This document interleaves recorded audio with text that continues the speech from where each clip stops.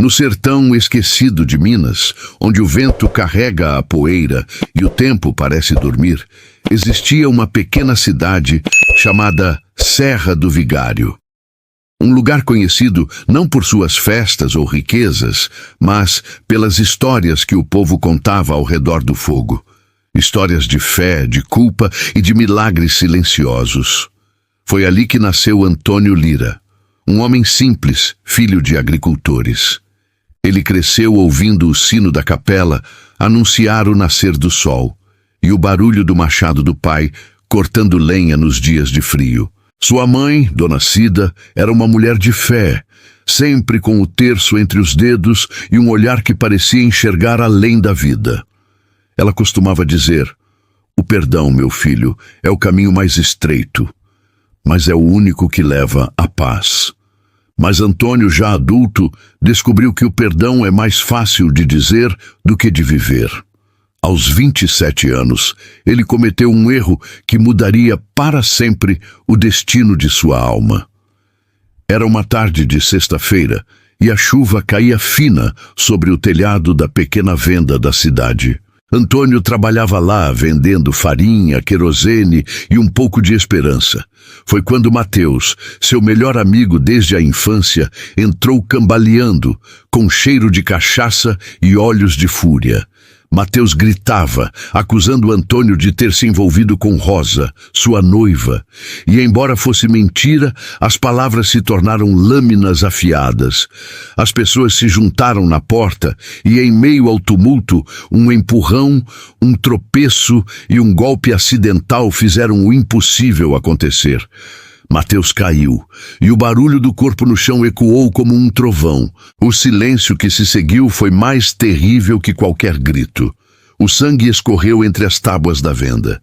Rosa chegou correndo, e o olhar dela, de horror, de incredulidade, rasgou o coração de Antônio em 1000 pedaços. Nos dias seguintes, a cidade o chamou de assassino. O padre se recusou a lhe dar a comunhão. As portas se fecharam e até o vento parecia sussurrar seu nome com desprezo. Antônio fugiu. Levou apenas uma muda de roupa e o rosário da mãe e desapareceu nas estradas de terra, prometendo nunca mais voltar. Mas o que ele não sabia era que o verdadeiro castigo não estava na fuga, e sim na lembrança. Por 12 anos, ele vagou de cidade em cidade. Trabalhou em lavouras, dormiu em celeiros e, por onde passava, deixava o mesmo silêncio atrás de si. A culpa era sua companheira mais fiel. Às vezes, ao olhar para o céu, ele jurava ouvir a voz de Mateus chamando seu nome.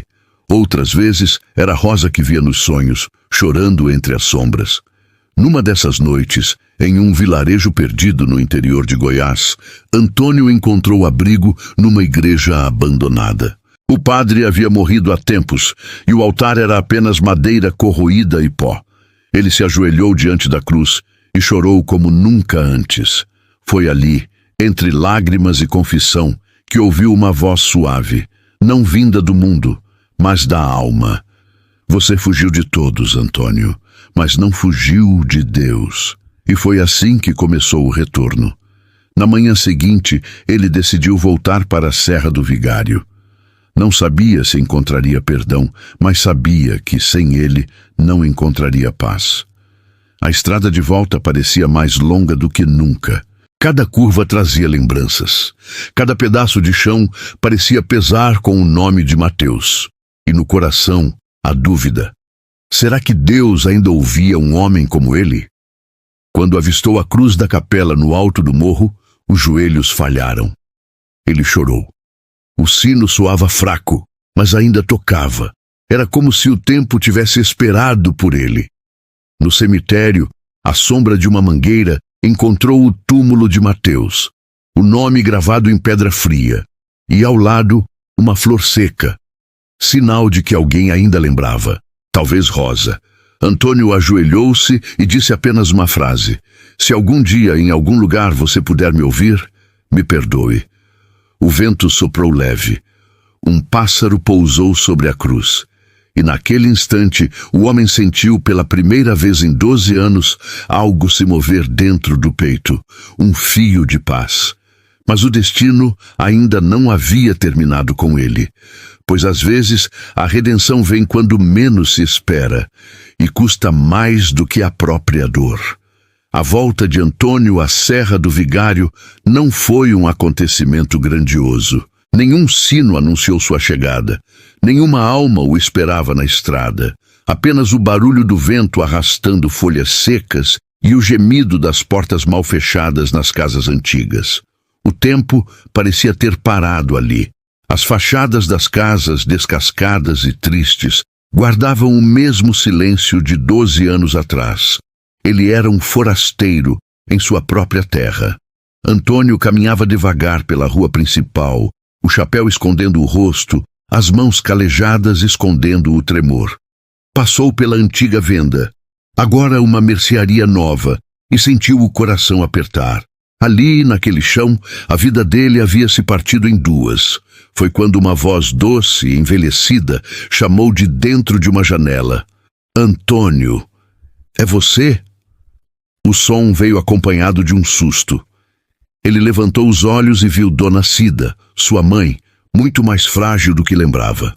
Os cabelos antes pretos estavam brancos como algodão, o rosto enrugado, mas ainda com aquele mesmo olhar terno e profundo. Ela desceu as escadas com dificuldade e parou diante dele, sem tocar, sem falar. Os olhos marejados diziam tudo. Então ela abriu os braços e o abraçou, um abraço que parecia costurar o tempo. Meu filho, você voltou. Eu sabia que Deus não ia te deixar para sempre no deserto. As lágrimas vieram, não só dele, mas dela também. Aquele abraço não era apenas reencontro, era perdão silencioso. Era mãe e filho se reconhecendo entre ruínas. Durante dias, Antônio ficou na velha casa da infância, ajudando a mãe nas pequenas tarefas. As pessoas cochichavam quando ele passava, algumas viravam o rosto, mas Dona Cida o defendia como uma leoa. Quem nunca errou, que atire a primeira pedra, e quem não tem pecado, que se cale diante de Deus. Mesmo assim, havia um nome que ele ainda não conseguia pronunciar: Rosa. A lembrança dela era uma ferida aberta. Os olhos castanhos, o sorriso tímido, a voz serena, tudo ainda estava nele, como se o tempo tivesse apenas apagado o mundo ao redor, deixando apenas a lembrança dela viva. Uma tarde, enquanto caminhava pelo campo, Antônio ouviu o sino da capela tocar. Era dia de missa. O som o guiou como um chamado. Quando entrou na pequena igreja, sentiu o mesmo cheiro de madeira e cera da infância. As paredes, embora gastas, ainda respiravam fé. No altar, o crucifixo parecia observá-lo com ternura e juízo. E então, ele a viu. Rosa. Ela estava sentada na terceira fileira, com um véu branco sobre os cabelos e uma criança ao lado. Um menino de uns 10 anos. O tempo havia deixado marcas, mas o olhar dela ainda tinha a mesma luz suave. Antônio sentiu o coração parar. Ele quis sair, fugir como antes, mas algo o fez ficar. Quando a missa acabou, ela se levantou, olhou na direção dele e hesitou. O silêncio que se seguiu pareceu durar uma eternidade. Rosa caminhou até ele, o menino segurando sua mão. Antônio, ela disse a voz trêmula. Eu pensei que você nunca mais voltaria. Ele baixou os olhos, incapaz de responder. Eu não devia ter voltado, ele murmurou, mas eu precisava... O menino olhou curioso. Mãe, é ele o homem da história? Rosa se ajoelhou e tocou o ombro do filho. Sim, meu amor, esse é o homem que foi embora antes de te conhecer. Antônio sentiu o chão desaparecer. Meu Deus, meu filho. A voz saiu quase sem som. Ela assentiu, com lágrimas nos olhos. Nosso filho, Antônio. Chama-se Gabriel. O homem caiu de joelhos, chorou sem vergonha. A vida inteira ele havia carregado a cruz da culpa e agora ela tinha rosto, o rosto inocente de uma criança. Gabriel se aproximou confuso, mas com uma curiosidade mansa. Tocou o rosto do pai, como se quisesse ter certeza de que era real. "Você chorou por mim, pai?" perguntou. E assim, entre as paredes daquela velha capela, Antônio entendeu que o perdão não apaga o passado, mas ilumina o futuro, e que o som mais bonito não era o do sino, mas o da voz de um filho que, sem saber, o chamava de volta à vida.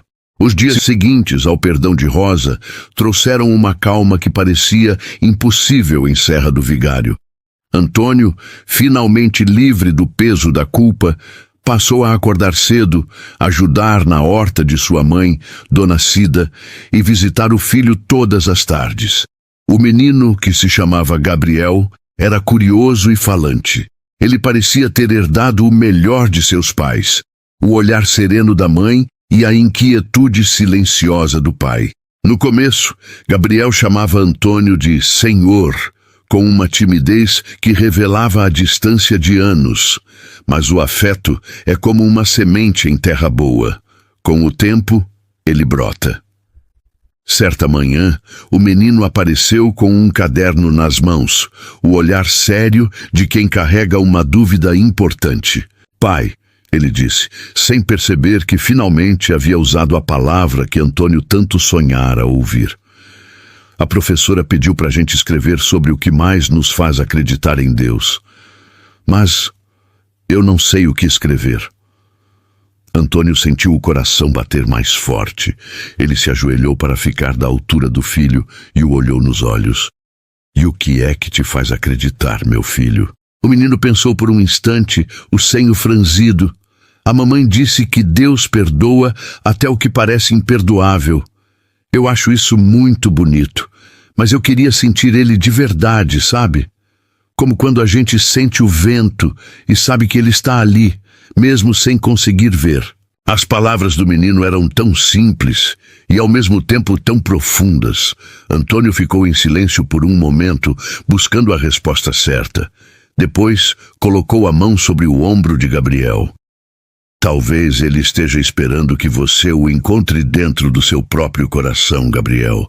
Às vezes, é lá que ele mora, bem escondidinho." O menino sorriu, um sorriso que não alcançou totalmente os olhos. Havia uma pontinha de melancolia ali. "E se meu coração estiver quebrado?" Antônio sorriu de volta, um sorriso de quem conhecia bem aquela dor. "Então é por aí mesmo que ele vai começar", respondeu. "Deus sempre começa pelo que está em pedaços." Naquela mesma semana, o céu sobre Serra do Vigário escureceu. Uma chuva torrencial desabou sobre a cidade, como se todas as nuvens do mundo tivessem se reunido ali. O rio que cortava a região subiu rapidamente e as pequenas pontes de madeira que ligavam as fazendas ao centro da cidade foram destruídas, uma por uma, levadas pela força da água. O pânico se instalou. As pessoas buscando segurança correram para a igreja, o único prédio alto e forte o bastante para resistir à fúria da natureza. O sino da igreja tocava sem parar, um som desesperado que chamava todos para perto da fé, para o único refúgio que restava. Antônio, com a força renovada pela paz que sentia, ajudava a carregar idosos e crianças para dentro do santuário. Rosa, por sua vez, coordenava as outras mulheres, distribuindo sopa quente e cobertores, tentando trazer um pouco de ordem ao caos. A igreja se tornou um grande abrigo, onde o medo e a esperança se misturavam. Foi no meio dessa confusão que o impensável aconteceu. Gabriel desapareceu. Ninguém percebeu de imediato. A atenção de todos estava voltada para a tempestade, para a água que já começava a invadir o pátio da igreja. Foi Rosa quem, com o coração de mãe, sentiu a ausência do filho. "Gabriel!" Ela gritou, o nome rasgando a garganta.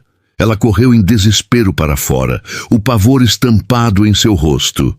"Gabriel!" Ao ouvir o grito, Antônio sentiu o sangue gelar nas veias. Ele não pensou duas vezes. Saiu da igreja como uma flecha, correndo contra o vento e a chuva, enquanto a voz de Rosa se perdia no barulho da tempestade. Então ele o viu, a poucos metros dali, perto de onde ficava a velha ponte, agora destroçada. Gabriel estava na beira do rio, tentando salvar um pequeno filhote de cachorro que havia ficado preso entre as tábuas quebradas. «Gabriel, não!» Antônio gritou com toda a força de seus pulmões. Mas era tarde demais. A madeira encharcada, já frágil, cedeu sob o peso do menino. Com um estalo seco, a tábua se partiu e Gabriel caiu na correnteza violenta. Sem hesitar, Antônio mergulhou no rio. A água gelada queimava seu corpo e a correnteza era como um animal selvagem arrastando tudo o que encontrava pela frente.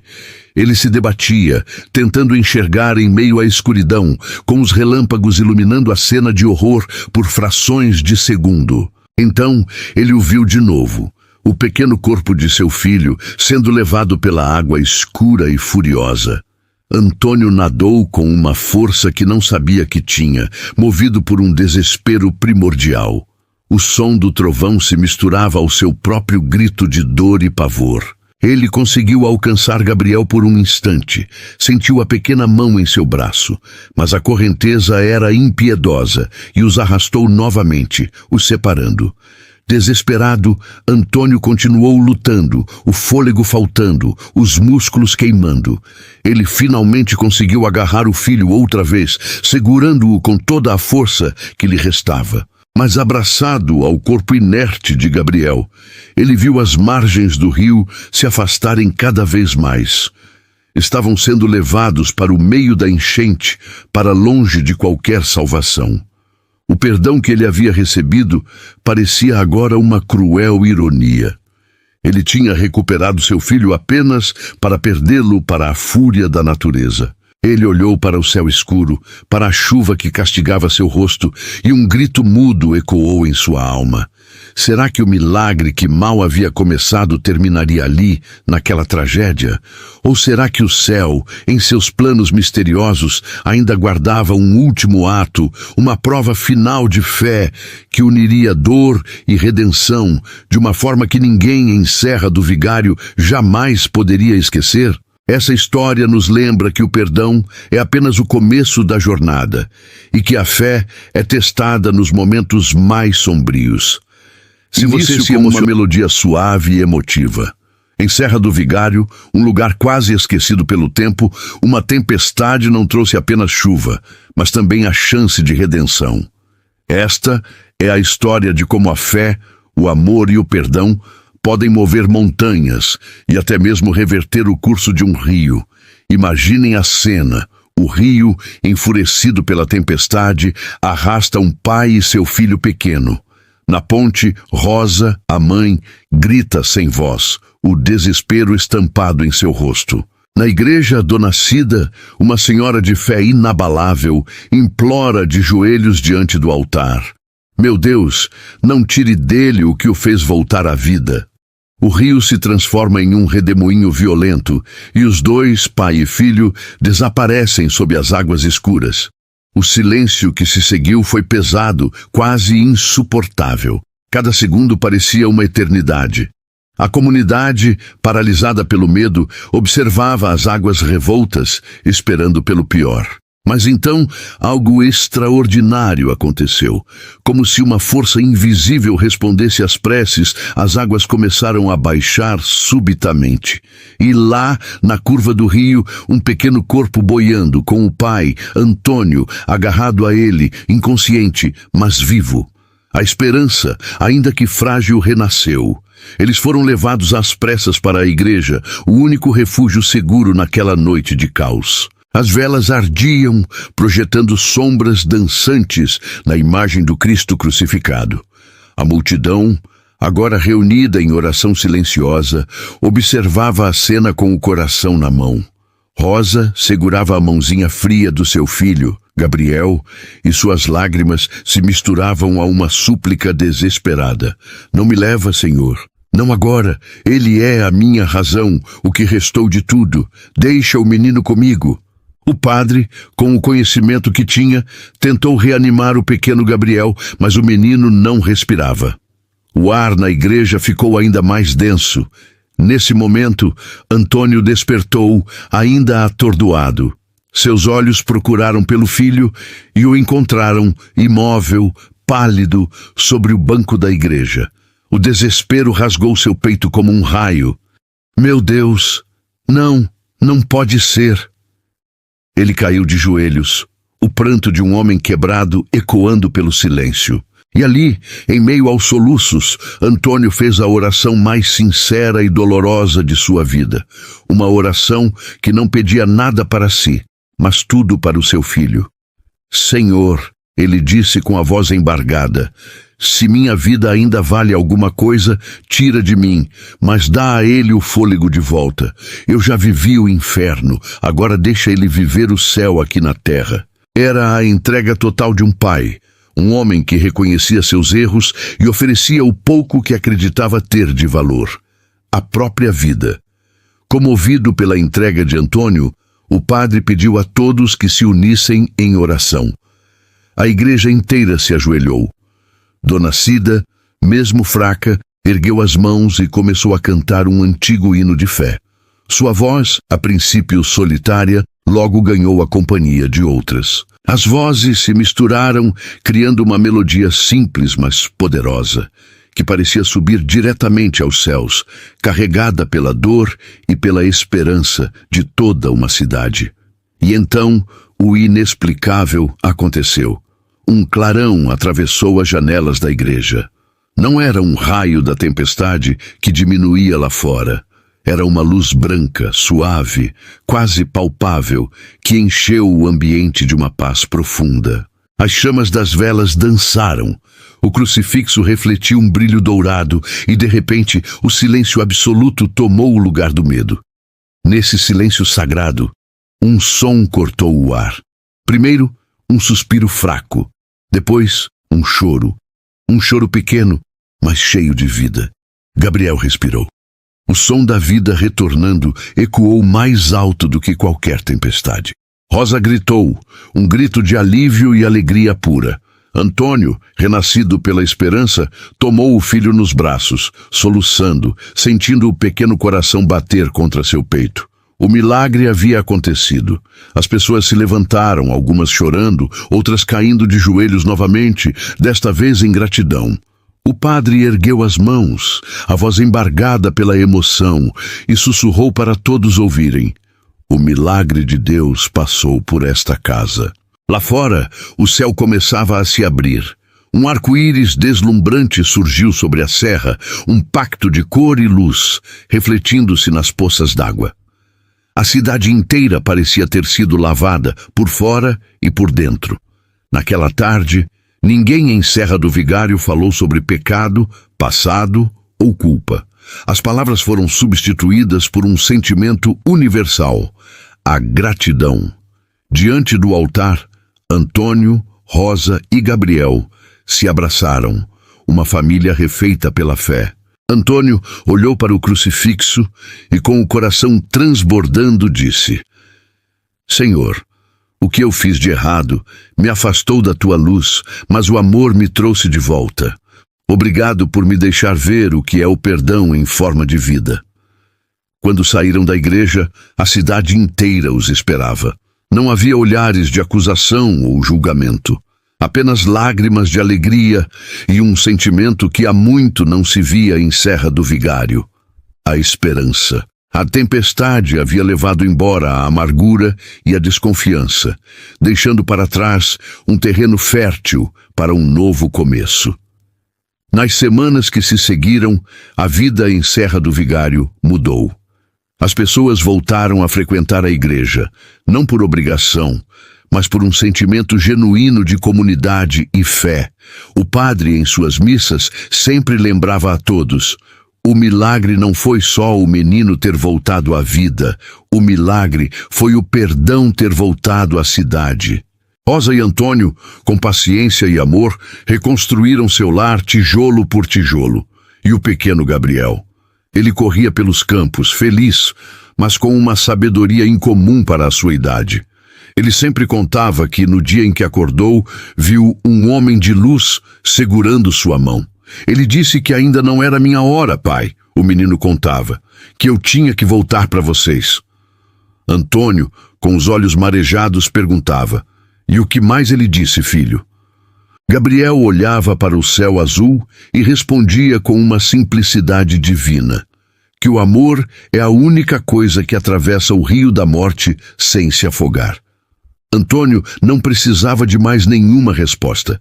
Ele apenas chorava, um choro sereno, de paz, o choro de quem finalmente entendeu que a voz de Deus muitas vezes se manifesta nas palavras mais simples e puras.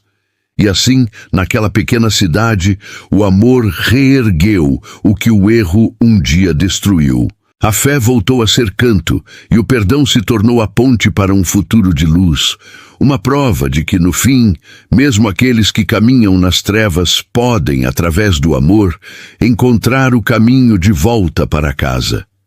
Essa história nos lembra que os maiores milagres não são os que desafiam as leis da natureza, mas os que transformam o coração humano. O sol mal despontava e Antônio já estava de pé. Todos os dias ele caminhava até a margem do rio, que agora corria manso, e ficava ali, observando o reflexo das nuvens na água. Seu olhar não tinha mais o pavor daquela noite, apenas um silêncio profundo, quase sagrado. Era a paz de quem descobre que o divino não está em eventos grandiosos, mas nos detalhes do dia a dia. A vida, aos poucos, encontrava um novo leito para seguir. Rosa voltou a lecionar na escola municipal. Nas paredes da sala de aula, uma frase em giz branco se destacava: o amor é o milagre que não depende do céu. Era sua resposta serena, quando as crianças, com os olhos ainda cheios de espanto, contavam o que viram na noite da enchente.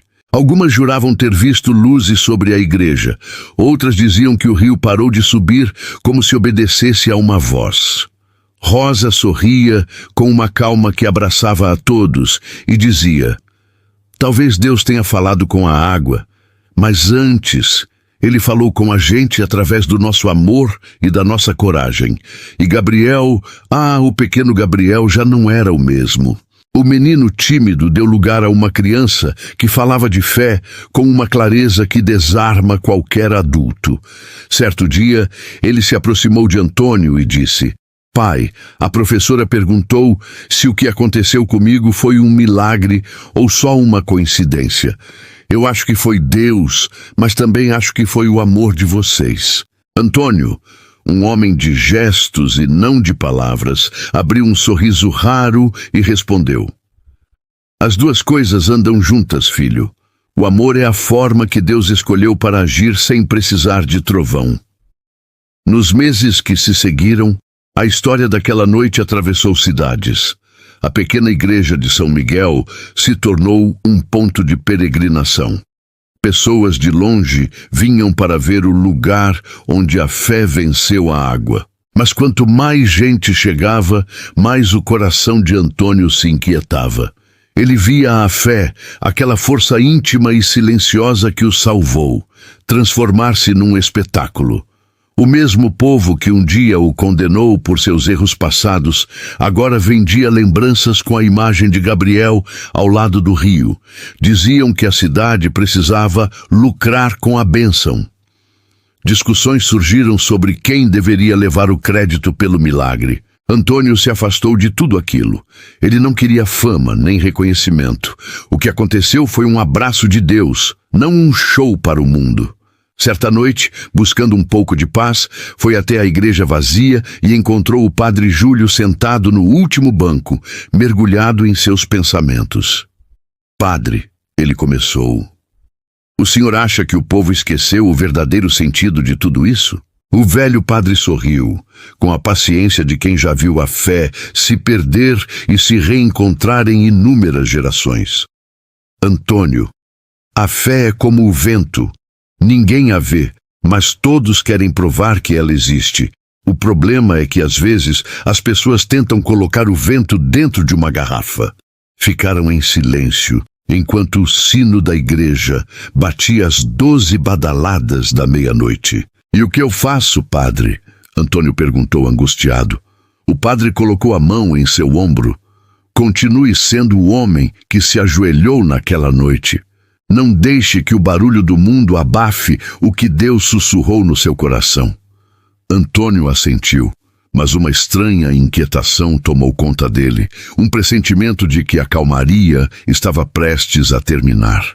E ele estava certo. Na manhã seguinte, Rosa acordou com um mal-estar, uma dor leve no peito, um cansaço que se arrastava há dias, mas que ela escondia para não preocupar a família. No final da semana, porém, seu corpo cedeu. Ela desmaiou no meio da aula. O diagnóstico no hospital foi um golpe duro, insuficiência cardíaca, uma condição silenciosa, de origem genética, que agora se manifestava com força. Os médicos foram diretos. Ela precisaria de repouso absoluto e acompanhamento constante. Para Antônio, foi como se o chão abrisse sob seus pés outra vez. A mesma fé que o sustentou diante do impossível, agora parecia testá-lo de uma forma ainda mais cruel. Do lado de fora do quarto, com o ouvido colado na porta, o pequeno Gabriel, com seus 9 anos, ouviu tudo. Quando o pai saiu, arrasado, encontrou o filho ajoelhado no corredor, rezando baixinho, com as mãos unidas.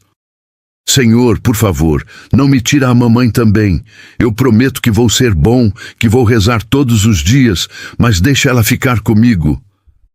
Antônio não conseguiu dizer uma palavra. Apenas se ajoelhou ao lado do filho e o abraçou. Ali, no chão frio do corredor do hospital, os dois choraram juntos. E foi naquele instante que Antônio entendeu. O verdadeiro milagre não tinha sido sobreviver à enchente. O verdadeiro milagre era continuar acreditando, mesmo quando a tempestade voltava com toda a força, só que desta vez dentro de casa. Os meses seguintes foram uma prova de resistência. A saúde de Rosa piorava a cada dia. Cada batida de seu coração parecia exigir um esforço sobre-humano. Mesmo assim, ela nunca perdeu o sorriso. O corpo pode cansar, Antônio, ela dizia, mas a alma continua correndo. Antônio passava as noites em claro, sentado ao lado da cama, velando seu sono. Ele acendia uma vela e, quando a chama se apagava, acendia outra, num ritual silencioso. Era como se ele tivesse um medo profundo de que a escuridão, de alguma forma, tomasse a casa outra vez. Numa dessas longas madrugadas, Rosa acordou e o encontrou chorando em silêncio. Com a voz fraca, ela perguntou: "Você ainda tem medo da morte, Antônio?" Ele tentou disfarçar, secando as lágrimas. "Não, eu tenho medo de viver sem você." Rosa sorriu. Um sorriso que iluminou seu rosto pálido, e segurou a mão dele. "A morte não é ausência, meu amor. É só uma mudança de endereço. O amor sempre vai saber me encontrar." Essas palavras se cravaram na alma de Antônio. O tempo, implacável, continuou a passar. Gabriel crescia rápido, amadurecendo à força, carregando dores que nenhuma criança deveria conhecer. Ele começou a ajudar o padre Júlio nas missas, tocando violão e organizando as doações para os mais necessitados. A cidade inteira, que ainda se lembrava do milagre da enchente, agora se unia numa corrente de solidariedade para cuidar de Rosa, a professora que ensinou a todos sobre o milagre do amor. A história deles, de luta e fé, se tornou o coração pulsante daquela pequena comunidade. O tempo tem o hábito de apagar as pegadas na areia, mas há marcas que o vento não consegue levar. O nome de Gabriel ainda ecoava nas margens do rio, mesmo anos depois do seu milagre. O som das águas parecia sussurrar lembranças, como se cada correnteza soubesse o que aconteceu ali. O instante em que a fé rasgou o impossível e a esperança renasceu no peito de um homem cansado. Antônio envelheceu lentamente. O cabelo, antes negro, agora se misturava ao branco do orvalho que cobria as manhãs de Itaim, a pequena vila à sombra do rio. A oficina de carpintaria já não fazia tanto barulho. O velho preferia passar as tardes no alpendre, vendo o sol cair, enquanto o vento trazia o cheiro da madeira úmida e das flores que sua esposa, Rosa, cultivava. Gabriel, o filho do milagre, cresceu com uma serenidade que intrigava a todos. Era um menino de olhar calmo e voz mansa, como se carregasse uma memória que ninguém mais podia compreender. Ele passava horas à beira do rio, jogando pedrinhas na água e conversando com o silêncio. Quando alguém perguntava o que ele fazia, respondia apenas: "Escuto o que o rio me conta." Antônio observava o filho com uma mistura de amor e temor. Sentia que Gabriel via além do que os olhos humanos podiam ver. Certa vez, voltando de uma viagem, encontrou o menino sob um salgueiro, com lágrimas nos olhos. "O que foi, filho?" perguntou o pai. Gabriel sorriu e disse: "O rio me disse que o senhor vai ficar bem." Antônio, confuso, respondeu: "Eu estou bem, meu menino." E Gabriel completou: "Vai ficar, mesmo quando eu não estiver mais aqui." Essas palavras ficaram ecoando na mente de Antônio, um aviso suave sussurrado pelo tempo. A vida seguiu seu ritmo simples. Gabriel tornou-se adolescente, ajudava na carpintaria e visitava os idosos da vila, sempre levando consigo uma calma quase divina. Ele falava pouco, mas quando o fazia, todos paravam para ouvir.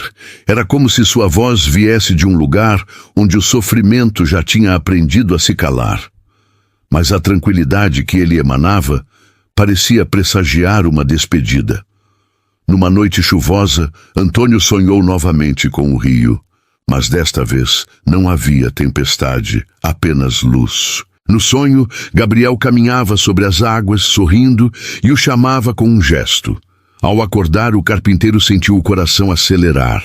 Algo estava prestes a acontecer, e estava. Alguns meses depois, a saúde de Gabriel começou a fraquejar. Nenhum médico conseguia explicar. Não havia febre, dor ou feridas, apenas um cansaço profundo, como se sua alma estivesse se despedindo antes do corpo. Rosa chorava escondida, e Antônio, pela primeira vez em anos, se sentiu pequeno diante do destino. Mas nem tudo que o destino trazia era dor. A partida de Rosa foi um desses momentos. Numa tarde calma, enquanto o sol se punha, ela pediu para ver o rio. Antônio a levou envolta em cobertores. Gabriel caminhava ao lado, segurando uma flor branca. "Parece que foi ontem que tudo aconteceu", disse ela olhando a água. "E parece que foi há uma eternidade", completou Antônio. Rosa segurou a mão dos dois e sussurrou: "Prometam que nunca vão deixar o amor de vocês secar. Mesmo quando o rio estiver bravo, deixem ele correr dentro do coração." Foi ali, entre o som da correnteza, que Rosa partiu, serenamente, como quem adormece ouvindo o próprio milagre. No funeral, o padre disse algo que marcou Antônio para sempre. Algumas pessoas não morrem, apenas se tornam luz demais para caberem neste mundo. E enquanto todos saíam da igreja, o pequeno Gabriel ajoelhou-se diante do altar e disse baixinho: "Senhor, leva a dor, mas deixa o amor." É o suficiente. Antônio o ouviu e percebeu que o menino estava se tornando o homem que ele sempre quis ser. Alguém que entende que fé não é negar a dor, mas atravessá-la. Agora, anos depois, era Gabriel que se despedia. Certa madrugada, ele chamou o pai ao quarto. "Pai, lembra do dia no rio?" Antônio se sentou à beira da cama com o coração pesado. "Nunca me esqueci, filho." Gabriel sorriu. "Eu também não, mas o que o Senhor talvez não saiba é que naquele dia não foi o Senhor que me salvou." "Como assim, meu menino?" "Fui eu que voltei, porque o Senhor acreditou. Eu vi a luz, pai, e ela me disse que, quando chegasse a hora, eu voltaria para ela. Mas que antes eu deixaria um presente." Antônio segurou as mãos geladas do filho. "Que presente, Gabriel?" O menino olhou para a lua que entrava pela janela. "A fé, pai, a fé que o senhor perdeu e que eu guardei para devolver um dia." Nos dias seguintes, as forças de Gabriel o abandonaram, mas seu olhar nunca perdeu o brilho. No último amanhecer, ele pediu para ser levado ao rio. Antônio o carregou nos braços, sentindo o mesmo peso leve de quando o tirou das águas anos atrás. A névoa cobria as margens. O silêncio era sagrado. Gabriel pediu para ser colocado sentado na beira. O rio corria manso, refletindo o céu dourado. "Pai, o senhor lembra o que eu disse?" perguntou Gabriel. "Que eu ficaria bem", respondeu Antônio com os olhos marejados. "Então prometa que vai cumprir." O velho assentiu. Gabriel estendeu a mão e mergulhou os dedos na água. "O rio nunca leva o que é verdadeiro", sussurrou.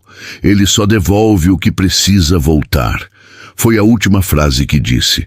Antônio sentiu o corpo do filho se tornar leve, leve demais, e depois imóvel. Um sopro atravessou as árvores. O rio, em silêncio, recebeu de volta o menino que um dia o desafiou com a fé. Naquela noite, deitado na cama, Antônio olhou para o teto e murmurou: "Rosa, você tinha razão. O amor sempre sabe o caminho de volta." Então adormeceu com um sorriso. Do lado de fora, uma estrela cadente cruzou o céu sobre a pequena vila, como se o universo marcasse o instante em que uma alma encontrou a paz e outra reaprendeu a viver. Os anos passaram como folhas levadas pela correnteza. Antônio, o carpinteiro que um dia se agarrou à fé para suportar a ausência, continuou vivendo. Mas seu semblante já não era o do desespero, e sim o de quem aprendeu a conviver com o mistério, com a serena aceitação de que nem tudo precisa de resposta. Ele transformou sua pequena carpintaria à beira do mesmo rio que lhe tirou e talvez lhe devolveu um filho num refúgio. Um abrigo para crianças órfãs que ele batizou de Casa Gabriel. Ali, naquele lugar sagrado pela memória, ele não ensinava apenas o ofício da madeira. Antônio ensinava as crianças a ouvir o som da água. Ele dizia que o rio carregava lições que nenhum livro poderia ensinar. E o tempo, que antes era seu inimigo, tornou-se seu cúmplice. A pequena cidade começou a notar a transformação. As pessoas visitavam a Casa Gabriel e algumas diziam sentir uma presença suave, um perfume de flores molhadas no ar. Outras, com os olhos marejados, juravam ter visto um menino loiro brincando na beira da água. Um vulto feliz que desaparecia quando se aproximavam. Certo dia, um repórter, atraído pela fama do lugar, foi até lá. Ele encontrou Antônio, já encurvado pelo tempo, olhando o correr das águas. A pergunta foi direta: o que o motiva a continuar com tudo isso? O velho carpinteiro sorriu, um sorriso que continha rios de sabedoria e dor. Olhando para a correnteza, ele respondeu: "A fé não é sobre entender, é sobre confiar, mesmo quando a água parece nos engolir." Essa frase, simples e poderosa, viajou mais rápido que o próprio rio. A história se espalhou e as margens do São Francisco se tornaram um ponto de peregrinação silenciosa. Pessoas vinham de longe, não em busca de espetáculo, mas de paz. Deixavam cartas amarradas em fitas, flores que boiavam na correnteza. Alguns diziam que suas dores crônicas haviam melhorado depois de tocar na água. Outros que sentiam ali uma paz que não encontravam em nenhum outro lugar do mundo. Antônio viveu até os 92 anos. Em seu último dia, fraco, mas com o espírito lúcido, ele fez um único pedido: ser levado até o rio. Os voluntários da Casa Gabriel, seus filhos de coração, o carregaram com cuidado. Colocaram-no sobre a mesma pedra onde, décadas atrás, seu menino Gabriel costumava ficar. O velho olhou para o horizonte, onde o céu e a água se encontravam. Um sorriso sereno brotou em seus lábios e ele murmurou, quase inaudível: "Já posso ir, meu menino." O presente foi bem entregue. Nesse exato instante, um vento forte soprou, levantando folhas e poeira num redemoinho. Quem estava por perto jura, até hoje, ter visto o impossível.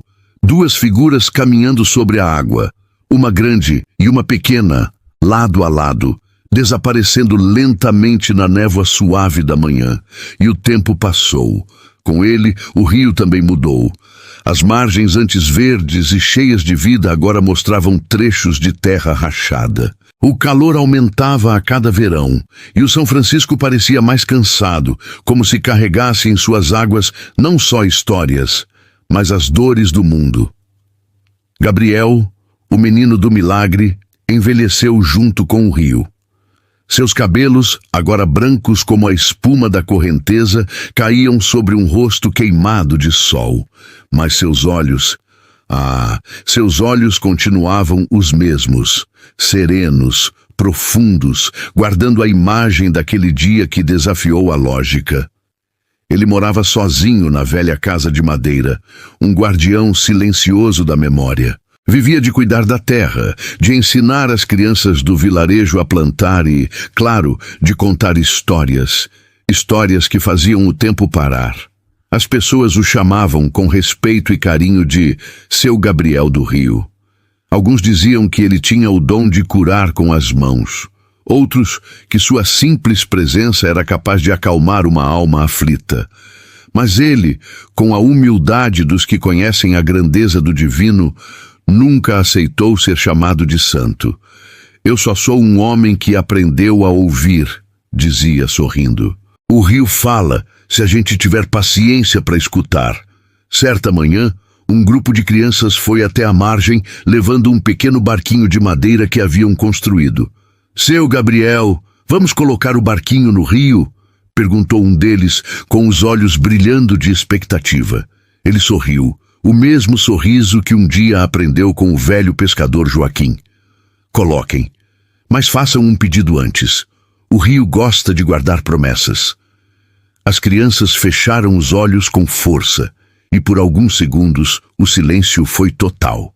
Só se ouvia o som suave da correnteza e o bater das folhas no vento. Gabriel observava a cena com uma ternura que transbordava. Lembrou-se de si mesmo, menino, rezando naquele mesmo lugar. Lembrou-se de Joaquim, lançando suas redes com uma fé inabalável, mesmo nos dias em que o rio parecia parado. À tarde, quando o sol se punha, pintando o céu de um vermelho alaranjado, Gabriel sentiu algo diferente. Um cansaço doce, uma paz profunda, como se a alma finalmente pedisse descanso. Sentou-se na varanda olhando o horizonte. O cheiro da terra molhada o envolveu e por um instante ele sentiu o mesmo arrepio da infância. O rio parecia chamá-lo, não com a fúria de antes, mas com um sussurro gentil. Ele entrou em casa devagar. Pegou o retrato antigo do pai, da mãe e de Joaquim. Colocou-o sobre a mesa, ao lado de uma vela acesa. Então, com a mão firme, escreveu num pedaço de papel: Quando o rio se calar, não é o fim. É só o silêncio de quem já aprendeu a falar com Deus. Dobrou o bilhete e o deixou ali, visível sobre a mesa. Com passos lentos, mas firmes, ele voltou à beira do rio. A lua nascia, grande e dourada, e seu reflexo nas águas cintilava como prata líquida. As crianças ainda estavam lá, observando o barquinho que navegava, pequeno e valente, rumo ao horizonte. Gabriel se aproximou e disse, com a voz mansa e cheia de ternura: Prometam-me uma coisa. Nunca deixem de acreditar no que não podem ver. O milagre não precisa ser grande para ser real. Elas assentiram, sem entender completamente a profundidade daquelas palavras, mas as guardaram no coração para o resto da vida. Naquela noite, quando o vento soprou mais forte sobre a margem, o barquinho de madeira virou lentamente e desapareceu na água. Ao mesmo tempo, na casa de Gabriel, as velas se apagaram sozinhas. O silêncio tomou conta de tudo. E o rio, o mesmo rio que um dia o salvara, o levou de volta, com a mesma delicadeza de quem conduz uma prece ao céu. Na manhã seguinte, o vilarejo inteiro foi até a margem. Não havia corpo, nem sinais de luta ou afogamento. Havia apenas o bilhete sobre a mesa e, junto à água, onde Gabriel costumava sentar, um novo broto de árvore nascendo da terra úmida. Diziam que, à noite, era possível ver um brilho leve subindo do rio para o céu, e quem ficasse em silêncio jurava ouvir ao longe um cântico sereno, como o murmúrio de alguém agradecendo. Com o tempo, a casa de Gabriel se tornou um pequeno santuário. As pessoas vinham de longe, não mais para pedir milagres, mas para sentar à beira do rio e sentir paz. Ali, ninguém chorava por desespero, chorava-se por gratidão. O nome de Gabriel passou a ser lembrado nas rezas, não como um santo, mas como a testemunha viva da fé que nasce do silêncio. E o rio nunca mais secou. Dizem que nas noites de lua cheia ele canta. E quem escuta com atenção jura ouvir o som de duas vozes misturadas ao vento, a de Gabriel e a de Joaquim, repetindo a mesma oração que um dia começou tudo: Deus das águas e dos caminhos, que o amor nunca deixe de correr. Se esta história tocou o seu coração, respire fundo e agradeça. Porque talvez o maior milagre seja o simples fato de ainda sermos capazes de sentir algo diante do que é verdadeiro. Deixe seu like se essa mensagem te emocionou, compartilhe com alguém que precise de fé e consolo e me conte nos comentários. Você acredita que o amor pode atravessar o tempo? Inscreva-se no nosso canal para mais histórias que curam, inspiram e fazem o coração lembrar que a vida, mesmo nas lágrimas, é o maior presente que já recebemos. As pessoas chegavam de longe, homens simples, mulheres com lenços na cabeça, crianças de olhos marejados, todos vinham prestar homenagem ao velho carpinteiro que transformou a própria dor em esperança para uma vila inteira. Sobre o seu caixão repousava uma pequena cruz de madeira, talhada por ele mesmo anos antes, com uma frase gravada à mão que resumia sua vida: o rio leva, mas o amor devolve. Enquanto o padre conduzia a cerimônia, um vento suave passou entre as árvores. Por um instante, todos sentiram um arrepio leve, quase como um toque invisível, uma presença que não estava ali. Clara, já idosa e de passos lentos, ergueu o rosto e murmurou para si mesma: ele veio buscá-lo. Alguns olharam em volta, confusos. Outros se entreolharam em silêncio, pois sabiam de quem ela falava. Falava de Gabriel, o filho que o rio levara e que a fé trouxera de volta de uma forma misteriosa. Naquela noite, após o enterro, uma chuva mansa começou a cair. Não era uma tempestade, mas uma chuva morna, quase doce, que fez o ar cheirar a terra viva, a renovação. Dentro da casa Gabriel, o abrigo que Antônio construiu, as crianças dormiam em paz. Clara caminhou até a janela, observando a noite, e viu algo que a fez prender o fôlego. Um feixe de luz se formava sobre o rio, como se o luar tivesse decidido descer até as águas, e no meio daquela claridade, duas silhuetas caminhavam lado a lado. Um homem alto, de passos firmes, e ao seu lado, um jovem que sorria. Eram Antônio e Gabriel.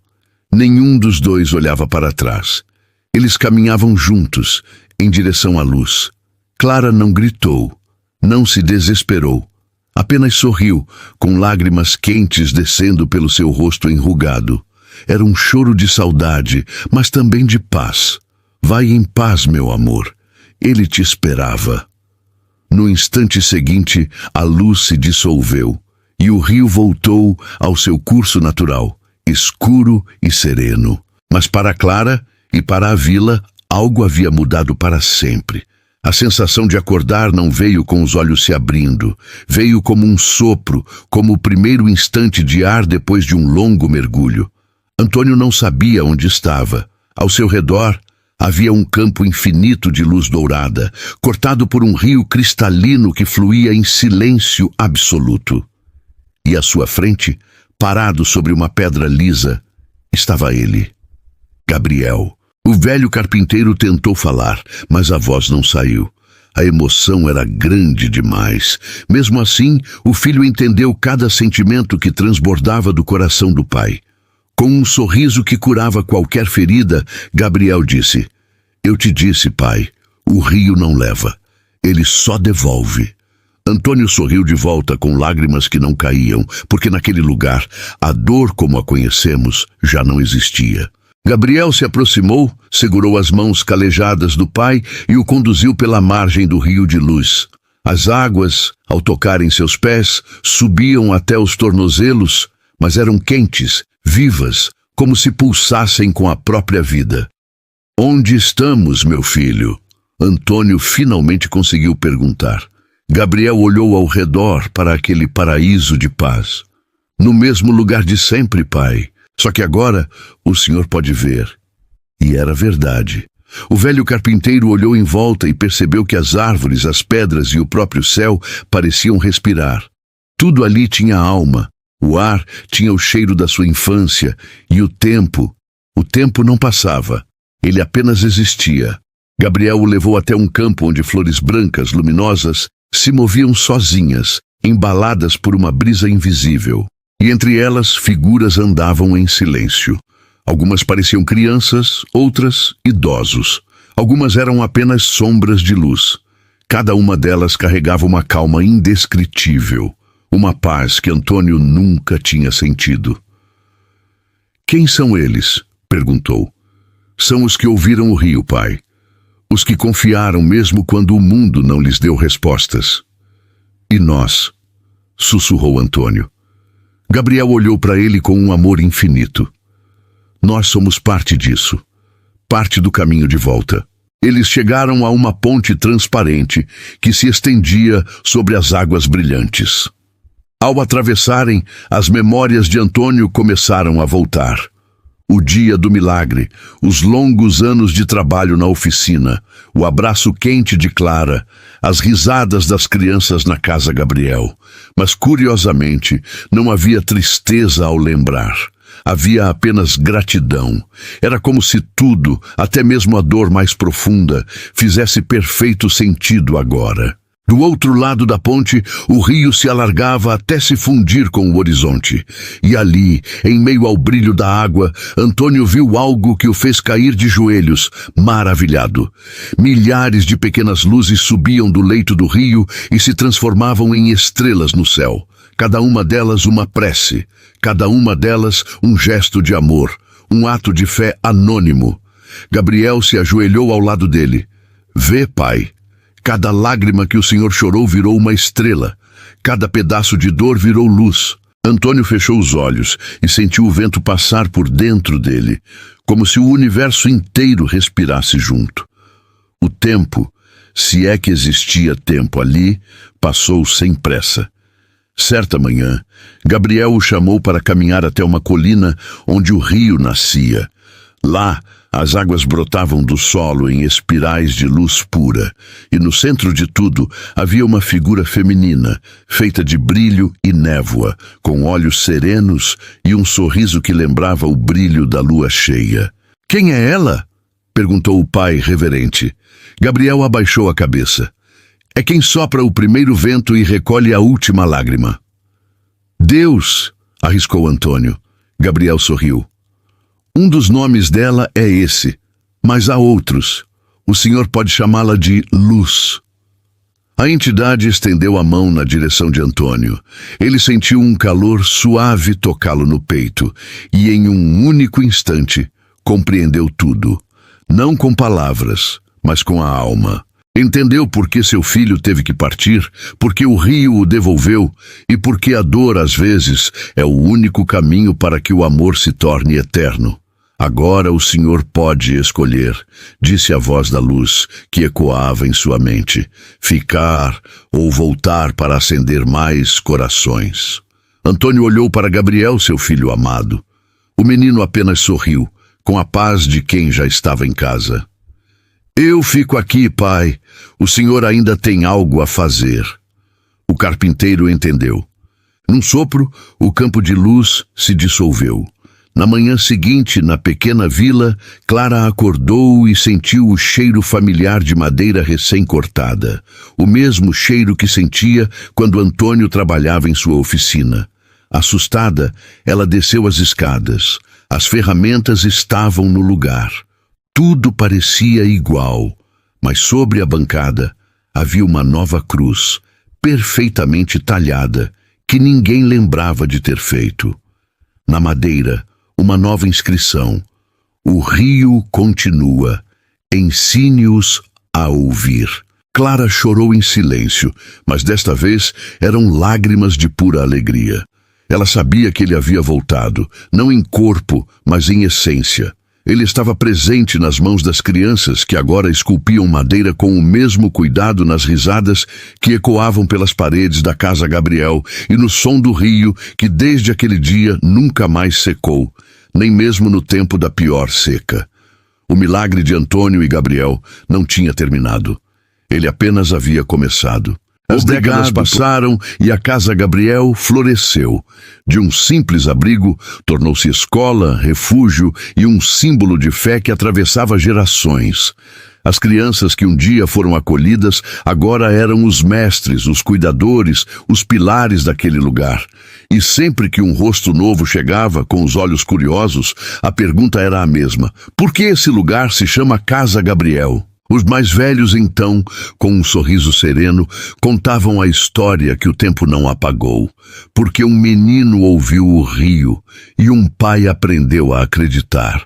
Anos mais tarde, um pesquisador da capital, fascinado pelos relatos, decidiu escrever um livro sobre o fenômeno. Ele esperava encontrar histórias de aparições e milagres, mas o que realmente o surpreendeu foi um fato geográfico inexplicável. Mesmo durante as maiores cheias, quando o rio subia e engolia as margens, aquele pequeno pedaço de terra onde a Casa Gabriel estava erguida permanecia intocado. Era como se as águas, em um gesto de respeito e proteção, desviassem seu curso. Um pescador local, um homem de poucas palavras e muita sabedoria, costumava dizer que, em certas noites de lua cheia, via a silhueta de um homem e um menino caminhando sobre as águas. Eles olhavam para a margem e sorriam. O pescador nunca conseguia gritar, mas no fundo sentia que não precisava. O que ele via não era assustador, era paz. Num domingo ensolarado, um novo menino chegou à Casa Gabriel. Chamava-se Samuel. Era uma criança tímida, de olhos castanhos profundos, carregando a tristeza de quem já viu mais do que deveria para a sua idade. Nos primeiros dias, ele se manteve em silêncio, um pequeno barco à deriva em seu próprio mar de dor. Mas numa tarde, ele se sentou sozinho à beira do rio e as lágrimas que segurava finalmente vieram à tona. De repente, uma voz suave e calma soou atrás dele. "Por que chora, menino?" Samuel se virou, assustado. Ao seu lado, sentado na grama, estava um senhor idoso. Vestia um avental de carpinteiro, e seus olhos transmitiam uma bondade que aquecia a alma. "Porque ninguém me quer", respondeu o garoto entre soluços. O velho sorriu, um sorriso que parecia conhecer todas as dores do mundo. "O rio te quer", disse ele. "Ele guarda aqueles que acreditam, mesmo quando não entendem." Samuel o olhou confuso. "O senhor trabalha aqui?"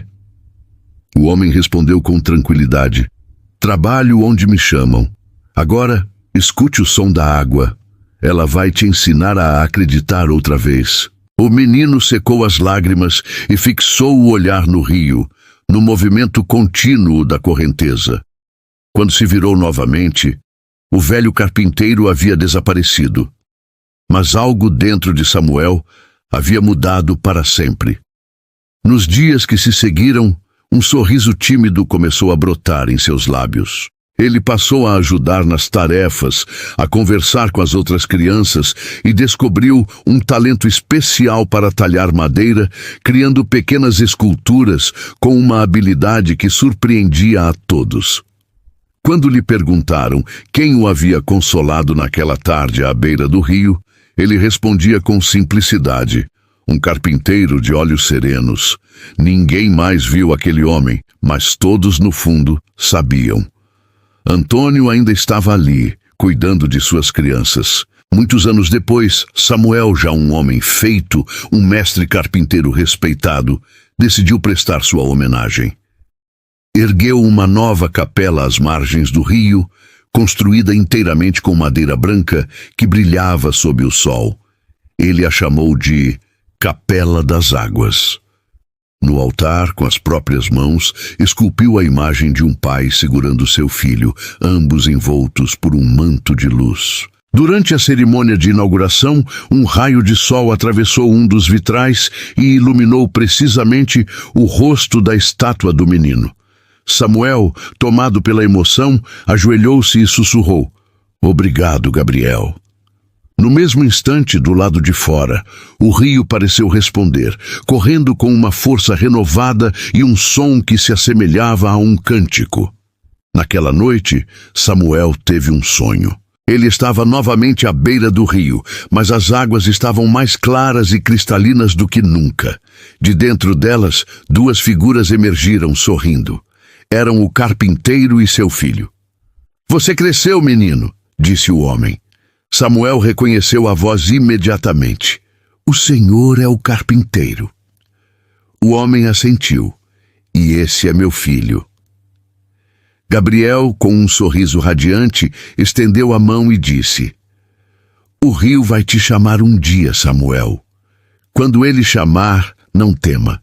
Ele só leva quem já aprendeu a amar." O pai completou: "Até lá, continue o que começamos." Samuel acordou com o rosto molhado de lágrimas, mas eram lágrimas de gratidão e paz. E naquele exato momento, o sino da capela recém-inaugurada tocou sozinho, uma única e clara badalada que ecoou pelo vale. Hoje, o rio de Itaim continua seu curso sereno. Ninguém sabe ao certo quantas gerações se passaram desde a história de Antônio e Gabriel, mas a essência do milagre permanece. O som da água é o mesmo. As crianças ainda correm por suas margens, jogando pedrinhas na correnteza. E os mais velhos ainda recontam a história, mantendo a memória viva.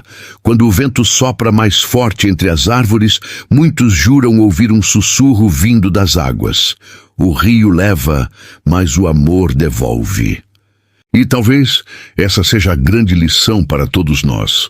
A vida é uma travessia. Às vezes o rio é manso, outras vezes suas correntezas são violentas e profundas. Mas o amor sempre encontra o caminho de volta para casa. A casa Gabriel ainda está lá, simples, feita de madeira clara com um cheiro constante de lavanda e terra molhada pela chuva. Lá, as crianças continuam a aprender, a rir e a rezar. Nas paredes, uma pintura feita por um dos órfãos retrata a cena eterna.